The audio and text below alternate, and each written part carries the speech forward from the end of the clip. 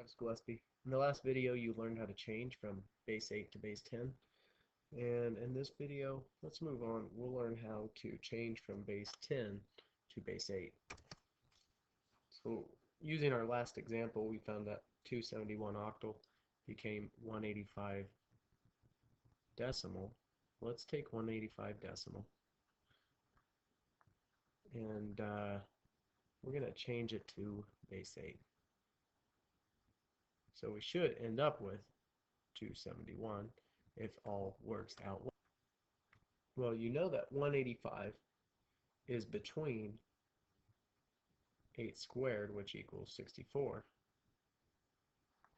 and 8 cubed, which is 512.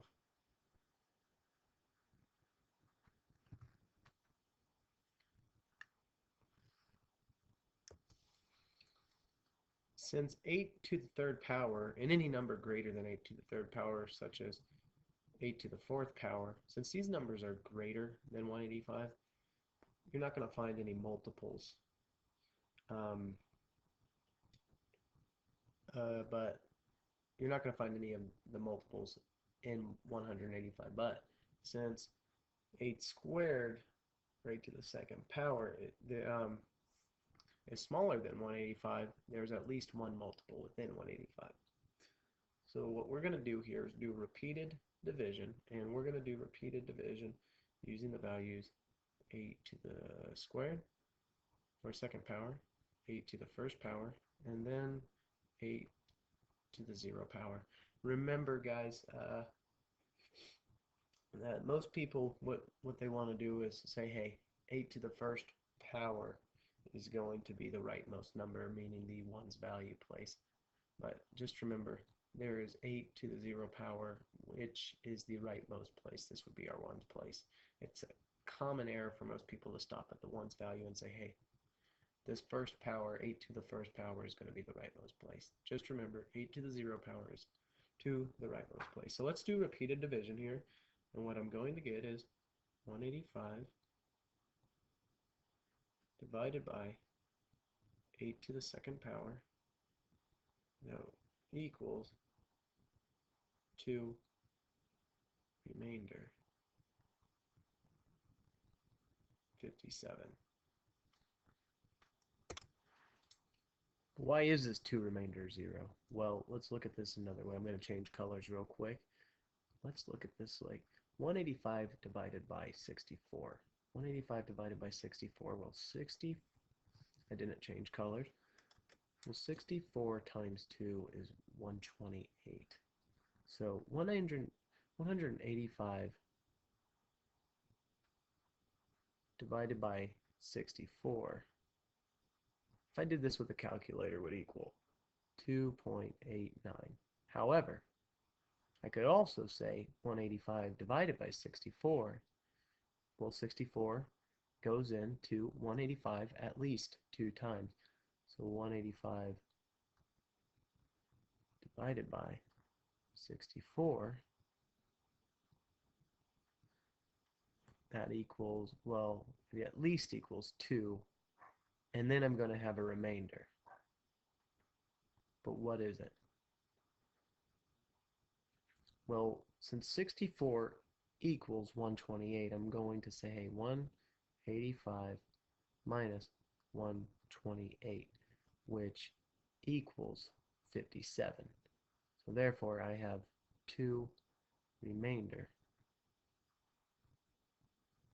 57, which is the same as up here.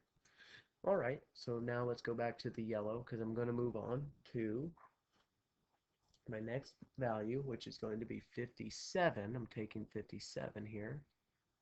I'm saying, hey, 57 is my next value, and I'm going to divide that by 8 to the first, or 8 to the ones, 8 to the power of 1, which is going to equal 7 remainder 1.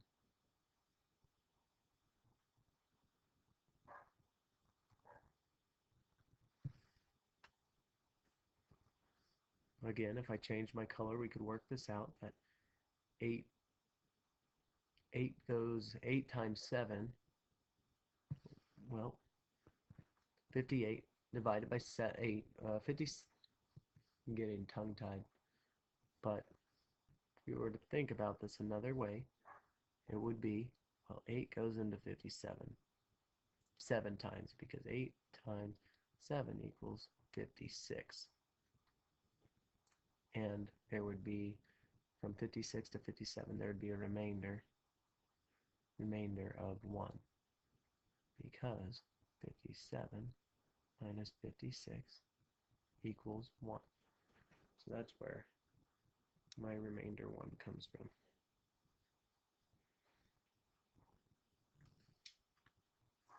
So I take this last remainder here, and this last remainder, I should probably get yellow back. Now I'd say, well, 1 divided by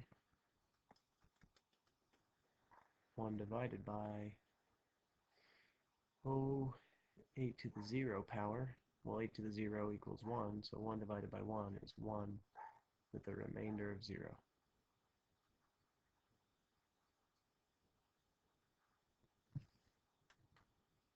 So I ended with a remainder. I have no numbers that are left over, so I'm going to start with this first number and say, oh, let's get another pen color, circle, all of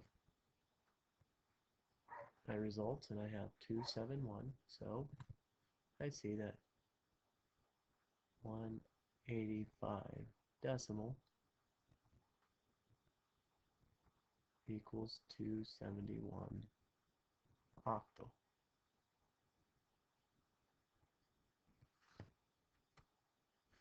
Well, how could I check this? I could check this by saying, hey, 2 times 8 to the second power plus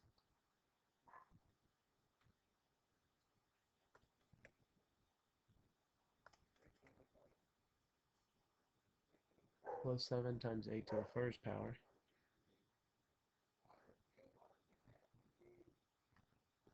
plus 1 to the